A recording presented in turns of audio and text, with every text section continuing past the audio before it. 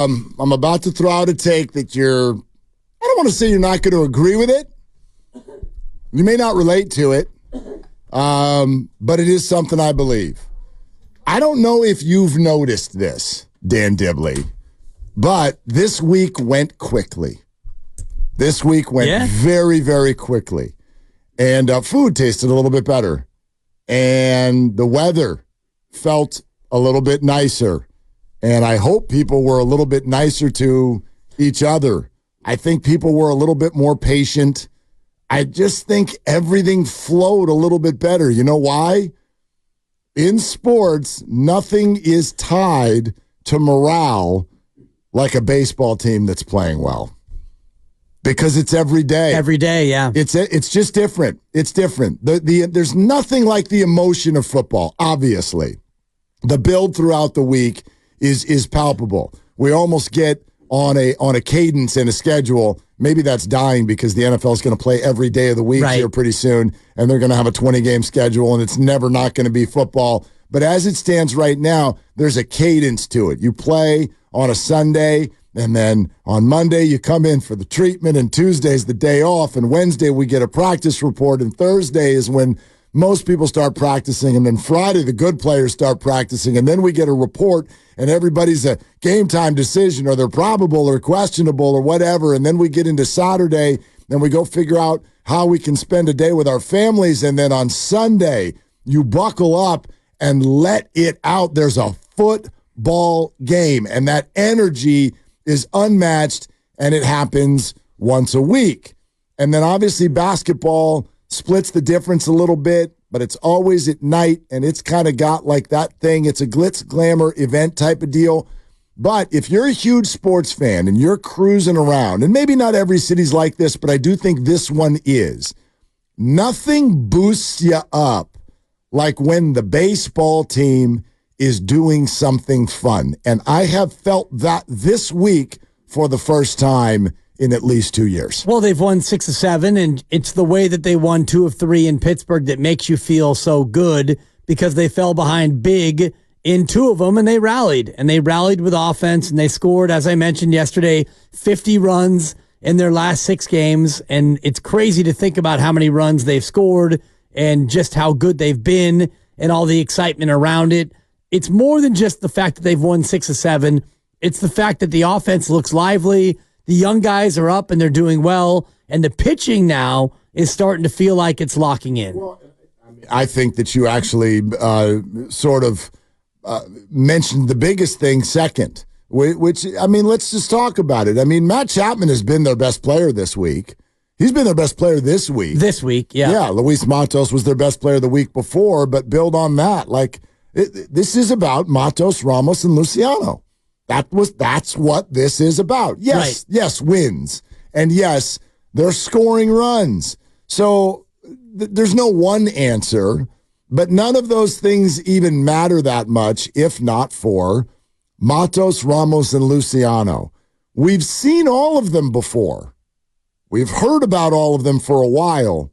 Dibs, doesn't it feel different for one huge reason? Not only did they start winning, but it feels like they're going to stay. That's what excites me. What excites me is not that they're here and the argument, play the kids or don't play the kids or all that stuff that everyone has been getting into for a while now. Do you think the Giants can win this year? Do you want to give up and just hand it over to young guys? Do you want to split the difference like I do? Whatever. What's really, really great about Luciano, Matos, and Ramos this week is it feels like they're going to stay. And that changes the entire city. It changes the whole city.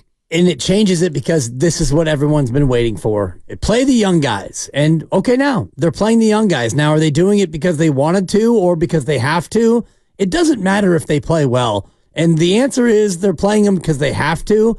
But if they had to and they do well and you win games, does anybody really care at the end of it if you are a winning team and you're a playoff team and these guys stick and stay? No one's going to look back and go, well, you know, Farhan and Bob, they don't get credit because they had no choice but to play him. Now, some people will say that. Some people will say that. And some people said that about the Warriors with TJD and with Pods, who played more than they would have. And Jonathan Kuminga, the same thing. If Draymond doesn't get suspended, Kuminga maybe is still in that 20 to 22-minute role, but Draymond's out and unavailable. So you had no choice but to play him. Okay, that's an interesting statement. Now, you just brought my brain in a completely different direction. I wasn't thinking about this, but let's go there, seeing as they've won 6 of 7 and they're scoring a bunch of runs. What over the next handful of weeks, months, the season, whatever time length that you sort of want to lay out there, what could happen that would have Farhan get credit versus is there no way that he's going to get any credit? Somewhere in between. We'll take calls on that, 888-957-9570. I think you're right. We're dealing with 3 names that were not drafted by Farhan Zaidi. None of the 3. None of the 3. Right. And they all came up out of necessity, not out of choice. Right. So I do think you're right, and we see it, whether it's however we interact as a radio show, whether it's the text line, online, Twitter, Twitch, YouTube, whatever. I agree with you. I don't think, and I'm not saying he should, but I don't think Farhan Zaidi, even if this is sustainable, right now, he's not getting any credit for this. Right. And that's fine. That's fine. You're in many ways, if you feel that way, I think you're kind of right. This is sort of something that has happened in spite of him, if you will. Then again, there are other things that are going to happen with it in order for it to be good. Matt Chapman is maybe going to be player of the week. That one, you cannot escape Farhan credit from that one. Right. So how has this, and it's only been a week, so like whatever, but if this is time to boogie, and they do, does he get any credit or no? It depends on who you are. Okay. And for me, I look at things in this way where you get all the credit and you get all the blame. Now, you didn't draft these guys, fine, but you were overseeing their development. Yes. And they have developed to the point where now they've come up out of necessity, yes, but they've done well. So does he get credit for them playing well? He gets some credit, but really the credit goes to the players because the players are the ones who have to develop and get better. And I look at this with Steve Kerr and the Warriors more than anything else where Jonathan Kuminga, yes, he has developed. Now, do you look at Steve Kerr and said, well, he kept him down. He should have played him sooner. Or, Steve Kerr did a good job of developing him. Ultimately, the player got better because the player put the work in to get better. So Matos, Ramos, and Luciano, they're playing well and they're doing well because they're good players and they've put the work in to get better. Now, does the organization get credit for helping them have the coaching and the construct to play and get better? Of course they do. And that's where Farhan, to me, gets credit because these guys are in his organization and they've been in Sacramento and they played well enough and they've gotten to a point where now they're coming up and playing well. So for me to not give him credit, I think is short-sighted and wrong. Well, I mean, look, there's plenty of good and plenty of bad. I think that's been true for most of it. And I know that some of you will go, oh, what's the good?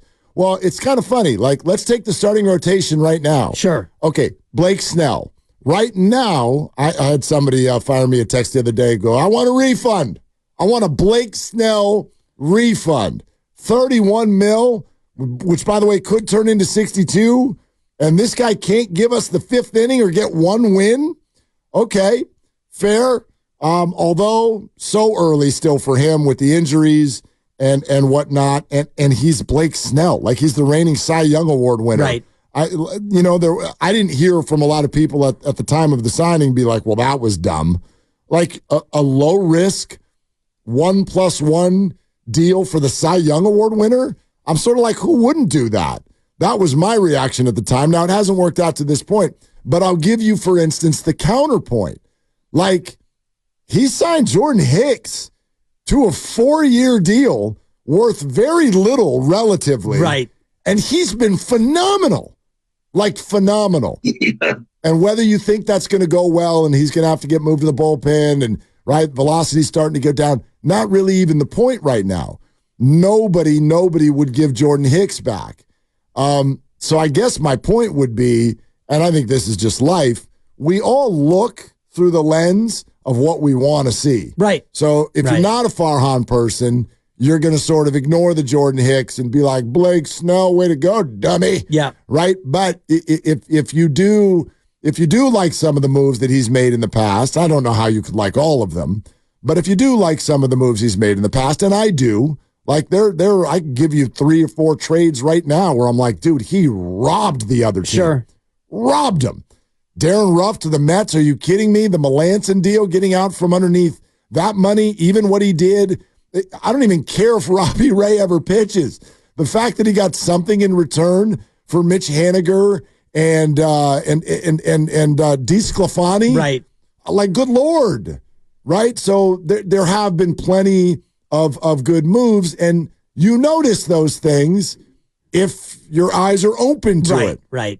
That's all. Depends on how you want to look at it. And you look at Jung-Hoo Lee, and he's now gone for the year, and you can look at that and think however you want to think about it. I see that as a long-term play, and the fact that a player got hurt, to me, is not a knock on Farhan Zaidi, because Jung-Hoo Lee was looking like a guy who is at the very least going to be a solid 140-game center fielder who hits 250 and has a great glove and a big center field and would have been an added value for a team that needs defense.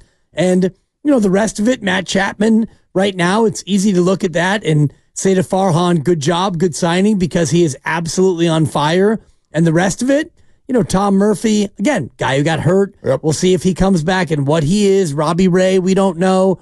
A lot of this is still in flux because we're in May. But I look at it in totality, and I don't look at the 3 young guys and think, well, Farhan, you don't get credit for that because you didn't draft him. And of course, you brought him up because you had no choice. For me, that's unfair. It's an interesting year, too. Right. 2024. Let's take a look at the calendar year, 2024. Obviously, our 49ers were an amazing team. Yep. A very good team. However, what we watched in the calendar year of 2024 left a lot to be desired. Their performances against the Packers and Lions were wobbly at best. And then, as the favorite, they lost the Super Bowl. Okay? So that was 2024.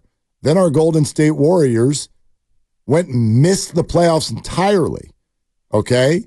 And then our San Francisco Giants came out of the gate uninspiring, to say the least. I would say that 2024, from a sports city morale standpoint, has been a little bit rough. Yeah. It's been a little bit rough. And I sit here today on May 24th thinking, I don't want to call this the high point by any stretch. The morale was certainly higher when the Niners were about to play in the Super Bowl, but it's trending up. It's trending up because I think that what happened to the Warriors is settled in, and we're starting to smell around the corner. Whatever's going to be next is going to happen here within the next 6 to 7 weeks. We're going to start to get some news, and you'll get a little bit of a boost because it's going to excite you or whatever. Okay, they're going to reboot or rebuild or make an acquisition. Same with the 49ers. It's like, okay, start to settle with this a little bit. Brock Purdy has bulked up a little bit, and he's on stage throwing beers at people. That's kind of fun. Yeah. All right. And the Giants have a chance tonight to get back to 500 and are starting to look not only like potentially a good baseball team, but one that could provide excitement as well, which is the 1-2 punch that everyone's been screaming about for 2 years. Right. And I think you put the record aside and you look at the last 6 games, 50 runs in 6 games. That's it. Do you know how many games it took before that for them to get 50 runs? 51. 14. Yeah. 14 games. Yeah. It took them 14 games to score 50. Not 5, not 6, not 7. Keep going, Grandy, if you have it. And then in the last 6, they scored 50. That's what this has been. It's really amazing. And the fact that it all started at light hitting Oracle Park is important too. Now, it wasn't against great teams. We're going to get a chance to see that real soon.